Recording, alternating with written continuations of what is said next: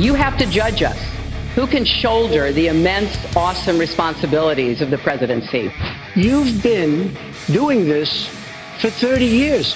Why are you just thinking about these solutions right now? I know how to really work to get new jobs and to get exports that help to create more new jobs. Well, you haven't done it in 30 years or 26 years. Well, I've been a senator. You haven't done it. And I have been a Secretary of State, and I have Your done. Your husband signed NAFTA, which was one of the worst things that ever happened. Well, that's your opinion. She's telling us how to fight ISIS. Just go to her website. She tells you how to fight ISIS on her website. I don't think General Douglas MacArthur would like that too much. The next segment, we're continuing the subject of... I have a plan to fight ISIS. No, you're telling the enemy everything you want to do. No, we're not. See, you're telling the enemy everything you want to do. No wonder you've been fighting. No wonder you've been fighting ISIS your entire adult life. I have no reason to believe that he's ever going to release his tax returns because there's something he's hiding. Typical politician. All talk, no action. Sounds good, doesn't work. Secretary Clinton doesn't want to use a couple of words, and that's law and order. Secretary Clinton, last week you said we've got to do everything possible to improve policing, to go right at implicit bias.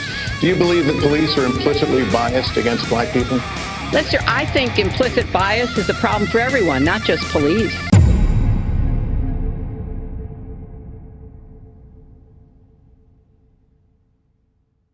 The cyber security question was kind of like sort of a softball that one would think he was going to go to the emails.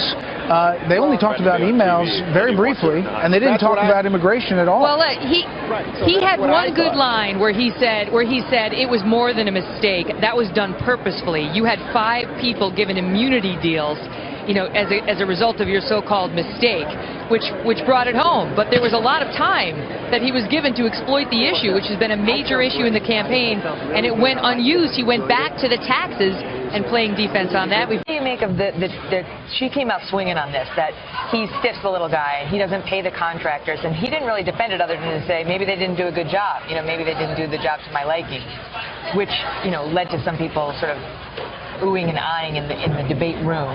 Was that a mistake for him to say that? I thought Mr. Trump at different times tonight showed great restraint, more restraint than I may have in the face of fire and lies, particularly at the end where he literally could have gone there and made very clear that he came ready to say some rough things if she was going to challenge him about his abuse, about his record on women. And then he decided he wouldn't do that in front of her husband and her daughter. And frankly, Megyn, restraint is a virtue, and it's a presidential virtue.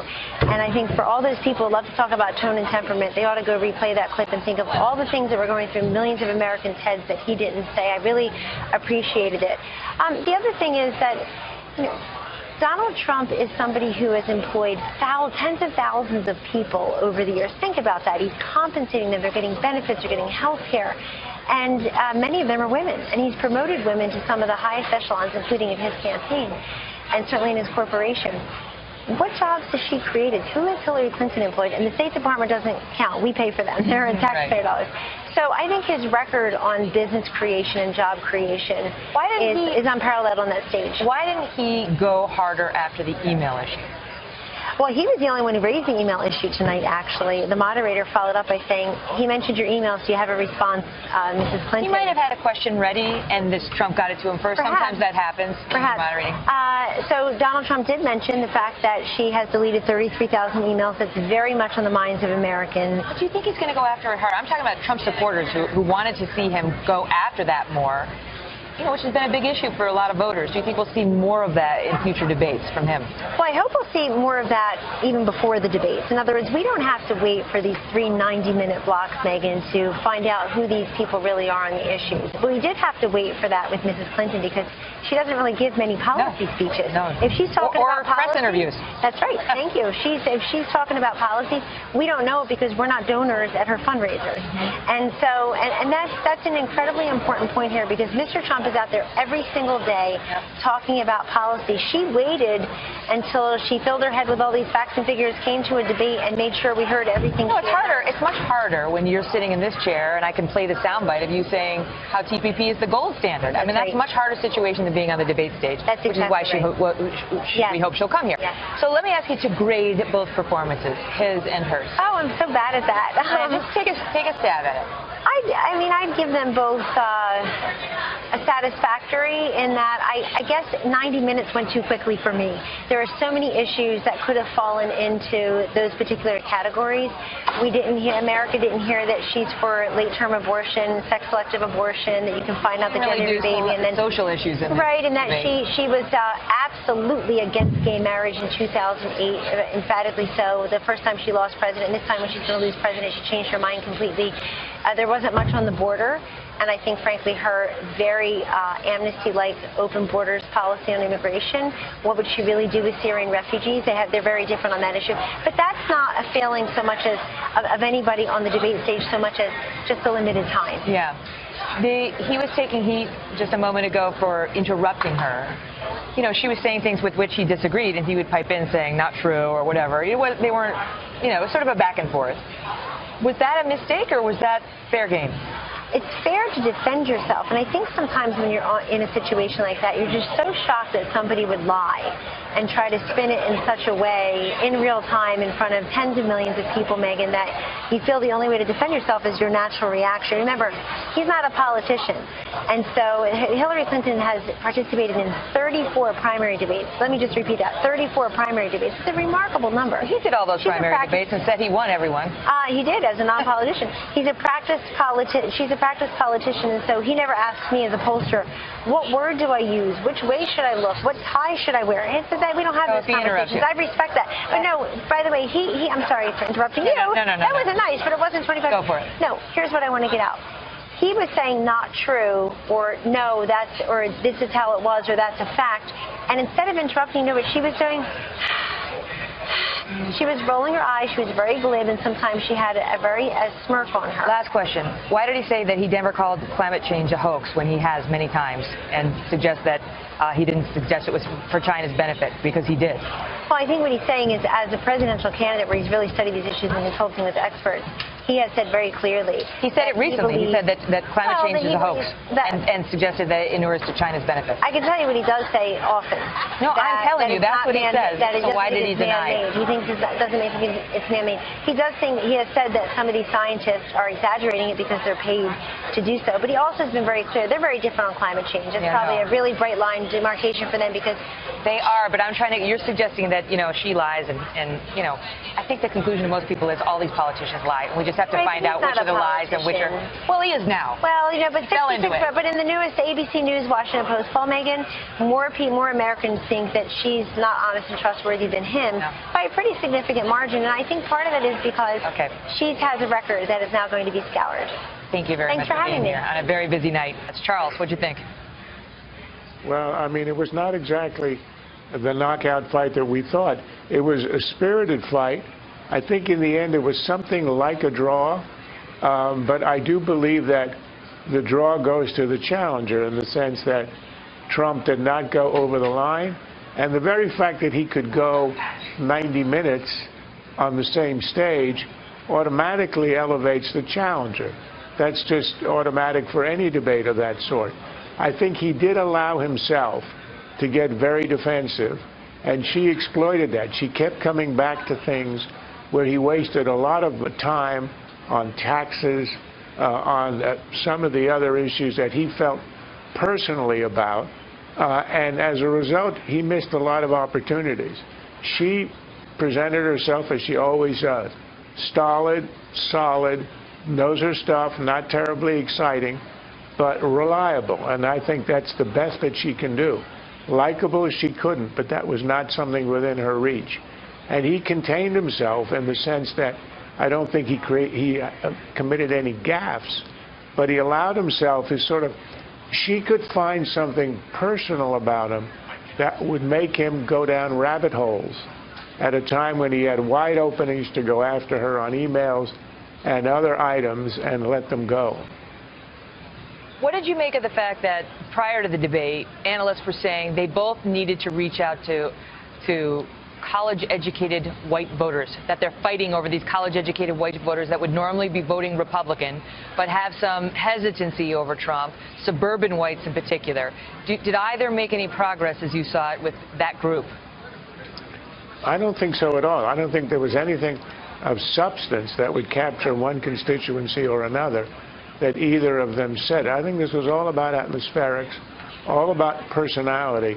I mean, the reason the debate was so anticipated is not that people wanted to hear what would be said on this issue or that. People have heard the issues expressed by the candidates nonstop now for months.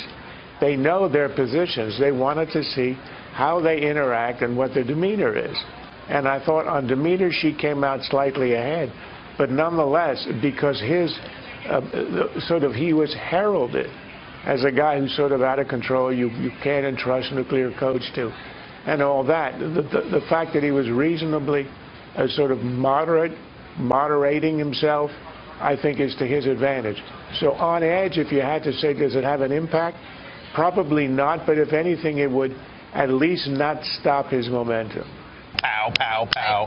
I think she had a better night than he did, but he definitely didn't take himself out anything. And I would remind any Trump supporters who are feeling a little uneasy about the performance tonight, there are 3 of these suckers, right? And he's going to get better at this. Look what happened with Romney and President Obama. Exactly. He's going to get better at these things as he is aware of the format and understands it better. He let a lot of opportunities go by this time, especially on her email. There was shades of Romney and Benghazi with Obama that he just let the email issue just slide right off the table and didn't press her on that. He had one line comeback that was good. That was a very good line where he talked about that it was intentional and there was all that, but he let it go because she distracted him by making fun of his taxes. Right. And how are your thoughts? The good news for Donald Trump is that he discussed serious issues for 90 minutes with the former Secretary of State, didn't commit any major gaffes, but Hillary Clinton won the night on points. She was aggressive out of the gate, and in basketball terms, she controlled the ball. So even when Donald Trump was scoring points, he was doing so in response to her on her issues. She particularly was strong during the birther exchange, his tax returns, him stiffing private businessmen. And sure, Trump scored some points, but she kind of controlled the tempo of the evening. She also had some help, I think, from Lester Holt. How so? What do you mean? You're a media critic. Well, for all the debate, Lester. For all the debate about Lester Holt and would he fact check and so forth, the most aggressive questions from the NBC moderator, the most attempts at fact checking, and the most interruptions were all aimed at Trump, particularly on the birther issue, on the race issue, and on the tax return issue. I don't think there's any question about it. But if you don't, I mean, to be fair, I thought Lester Holt did a pretty good job. He let them go at it, which was good. It was a tough situation. But on those instances you're talking about, Trump didn't answer the question. Right? Trump was deflecting, but on the email, the only thing he asked Hillary Clinton was to respond to Donald Trump bringing it up as opposed to crafting a tough question for her. Well, you can do it like that as a moderator if you know you want to get to it. The point is to get them talking about it. But he opened the debate with a subject very favorable to Trump. Yeah. And Trump had a very solid 15, 20 minutes on TPP and trade, and he was doing great in the beginning, right? Right. It wasn't until he was put on the defense that things started to feel different. And then Lester Holt goes into the barn, opens the door, opens all the stable doors, and waits there for Trump to come run all the horses out and trample her on email, and he starts going back to his taxes. He just let it go. I think Hillary Clinton's bemused expression as she responded to and deflected some of Donald Trump's one-liners got under his skin. He started to talk louder, faster, as if trying to compete with her. And as time went on, it seemed to me that he got a little more disjointed, and she was... But you tell me whether she got a little cocky in the end there. There was that one shot with the shoulders, and she had done a good job of keeping her composure throughout the debate. She had a couple lines that fell flat where she said,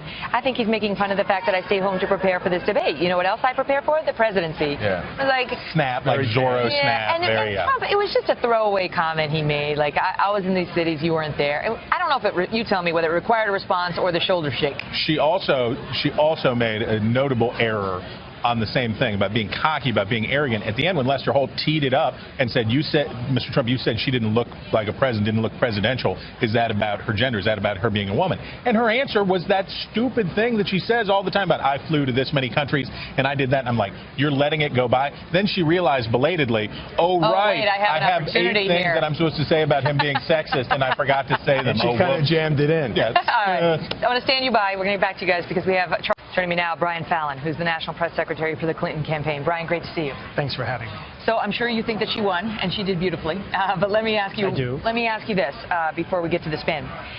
She's taken some hits for claiming she didn't say that NAFTA was the gold standard. She did say that, right? So what did you make of the fact checking that was done on the spot?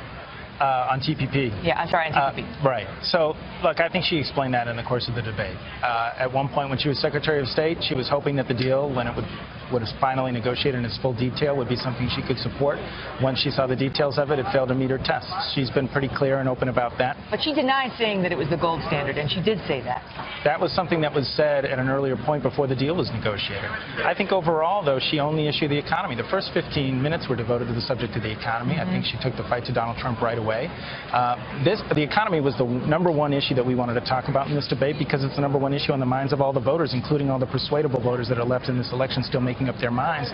And I think from the beginning she showed that she was the candidate that had the plans to get wages rising in this country, and she really put him on his heels when she said she wants to build an economy that works for everybody, not just those that have a loan from their father to help get them started in business. And that really seemed to touch a nerve. So overall, did she execute the plan that you had for her? Because we were told by the team that she wasn't going to really try to draw him out, that she didn't think it was worth it. But it seemed like that's exactly what she did. She was on the attack most of the night. Well, I have to be honest. We were surprised by the Donald Trump that showed up tonight. I mean, this is the Donald Trump that we saw all through the primary, but I really thought that his debate coaches, like Roger Ailes and Kellyanne Conway, were really going to impress upon him the need to really come and try to strike an even tone and show a temperament that he hasn't shown at any point in this campaign in a last-second bid to try to seem like he's temperamentally fit to be commander-in-chief. Instead, I think that anybody that had concerns about Donald Trump heading into this debate only had those concerns heightened. This was somebody that, on the tail end of the debate, seemed to really go off the rails. And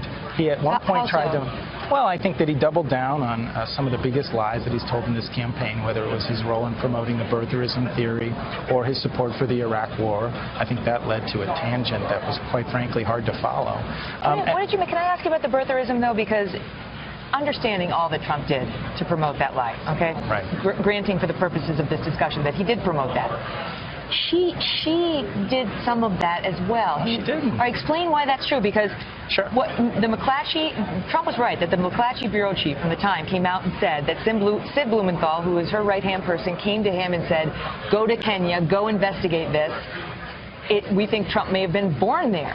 And so they sent somebody over to Kenya to go investigate it.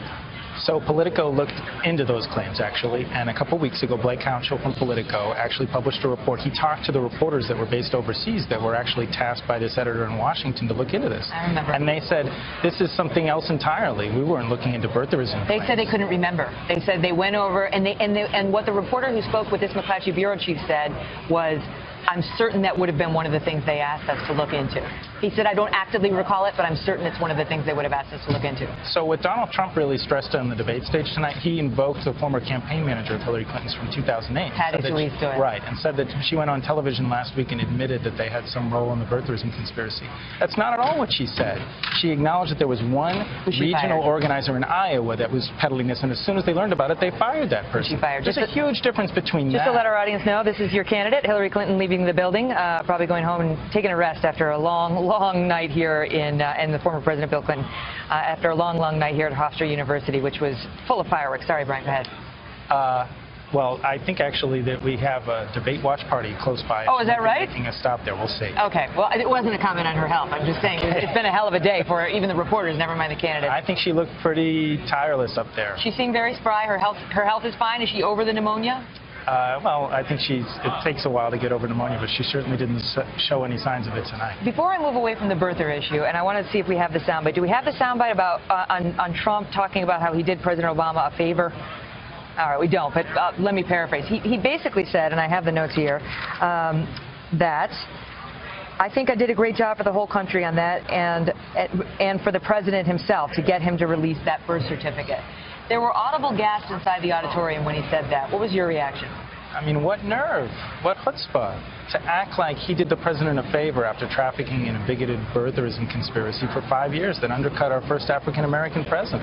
I think Hillary Clinton put it in pretty poignant terms about what that meant, both to the country and to the president personally. And it's a shame that he just won't apologize. What do you make of the fact that these polls have tightened to a place that's got to be somewhat uncomfortable for the Clinton campaign? She had a, almost 7-point lead in the Real Clear Politics average. Now it's down to, at best, 2. Colorado, he's up 1 now. Pennsylvania, within 2. All states that she was winning by double digits just a month ago. Absolutely. You're exactly right. The race is tightening. And one thing that I don't think people should conclude from tonight is that even though I think this was a huge victory for Hillary Clinton, I don't expect any big change in the polls. I think that's just the nature of the race. I think the contest is going to be tight all the way through the finish line, and it's really going to come down to the ground game. Last question. Hillary Clinton went on record and called yours truly a superb journalist when Trump was attacking me. Why won't she come on the Kelly File? I agree 1,000% with her characterization of you as a superb journalist, and I think it's only a matter of time. Before the election. I'm going to go back right after I walk off this platform here and make the case that we get her on the show. Brian, thank you. Okay. Appreciate you being here.